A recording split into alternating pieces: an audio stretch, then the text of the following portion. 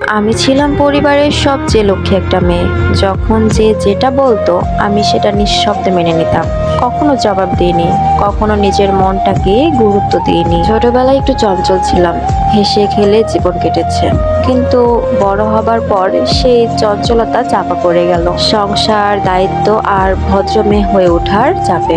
আমার মা সব সময় বলতেন, তুই আলাদা রে মা, তুই লক্ষ্মী, সংসারে তোর ওপর কেউ কোনোদিন চোখ তুলে তাকাবে না। আমিও বিশ্বাস করতাম। আচ্ছা, সত্যি কি লক্ষ্মী মেয়ে হওয়া মানে নিজের সব স্বপ্নকে মাটি করে ফেলা?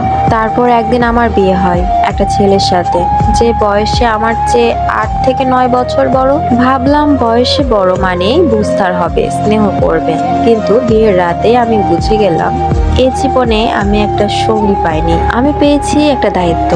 18 বছর কেটে গেছে। এই 18 বছরে সে কখনো জিজ্ঞেস করেনি আমি হাসি কেন, কাঁদি কেন, আমি কি চাই, কি ভালোবাসি। আমি আদৌ মানুষ তো? সংসার টেনে যাচ্ছি শুধু নিজের জন্য নয়, আমার দুটা ছেলের জন্য। ওদের খাওয়া, পড়া, শরীর খারাপ, পড়াশোনার রেজাল্ট, টিউশনি সবকিছু আমি একা দেখি। আমার স্বামী 2বার স্ট্রোক করেছে, শ্বশুর শাশুড়িও আমার উপর নির্ভরশীল। তাও আমি নাকি লক্ষ্মী না। আমার চোখের নিচে কালো দাগ পড়ে গেছে। একদিন আয়নার দিকে তাকিয়ে নিজেই নিজেকে চিনতে পারিনি। মাঝে মাঝে ভাবি, এটা কি জীবন? নিজের ইচ্ছায় একটা দিন কাটানোর সুযোগ নেই। আগে পরিবার বলতো তুই লক্ষ্মী মেয়ে, এখন বলে এখন তো কিছু করার নাই মা, সহ্য করেই যেতে হবে। আমি সবসময় চেষ্টা করি ভালো থাকার। আমি চেয়েছি কাউকে দোষ না দিয়ে নিজের ভেতর থেকে শান্তি খুঁজে নিতে, কিন্তু কতদিন পারা যায়। একটা সময় ছিল আমার এক খালাতো ভাই আমাকে খুব ভালোবাসতো, চোখে চোখে কথা হতো। আমি বুঝতাম ওর মনের জায়গায় আমি আছি, কিন্তু আমি রাজি হইনি। কারণ পরিবার বলেছিল তাকে বিয়ে করলে তুমি সুখী হবে না, দায়িত্ববান না ছেলেটা। তো আজ এই বয়সে এসে মনে হয় যদি তার সাথে জীবনটা কাটাতে পারতাম, হয়তো এতটা একা, এতটা নিঃস্ব হতে হতো না। এখন রাত হলেই ছাদে উঠে যাই, নীরব আকাশের দিকে তাকিয়ে থাকি, একটা তারা খুঁজে ফিরি, সে হয়তো আমার ব্যথা বোঝে। মাঝে মাঝে খুব ইচ্ছে হয় সব ছেড়ে চলে যায়, কিন্তু পারি না। আমার ছেলেগুলোর মুখ চোখের সামনে ভেসে ওঠে, ওরা ছাড়া তো আর কেউ নেই আমার। সংসার, দায়িত্ব, সমাজ, পরিবার এসবের মাঝে আমি কোথায়? কেউ একবারও জিজ্ঞেস করেনি তুই কি সুখে আছিস রে?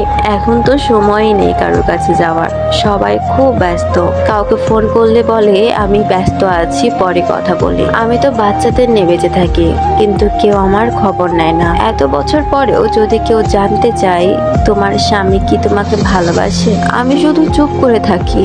উত্তরটা এক বুক কান্নার মতো আটকে থাকে গলায়। আমি আজ শুধু একটা কথাই বলতে চাই, একটা মেয়ে যতই লক্ষ্মী হোক না কেন, যদি সে নিজের সম্মান আর ভালোবাসা না পায়, তাহলে সে শুধু একটা রোবট হয়ে যায়। আর হ্যাঁ, কেউ রোবট হয়ে জন্মায় না, সমাজ তাকে বানিয়ে দেয়। তুমি মানুষ, তোমার চাওয়া আছে, ভালোবাসা পাবার অধিকার আছে। নিজের সম্মান, নিজের অনুভূতি গুরুত্ব দিতে শিখো, না হলে একদিন তোমাকেও আকাশের তারা হয়ে যেতে হবে, যাকে সবাই ঠিকই দেখবে কিন্তু কেউ জানবে না তার বুকের ভেতরে জমে আছে কতটা কষ্ট। নিজেকে ভালোবাসো, নিজের কথা শোনো, লক্ষ্মী হও, কিন্তু অদৃশ্য হয়ে যেও না। আমাকেই দেখো না, আমি একজন মা, একজন মেয়ে, একজন স্ত্রী, যার নাম আজ কেউ মনে রাখেনি।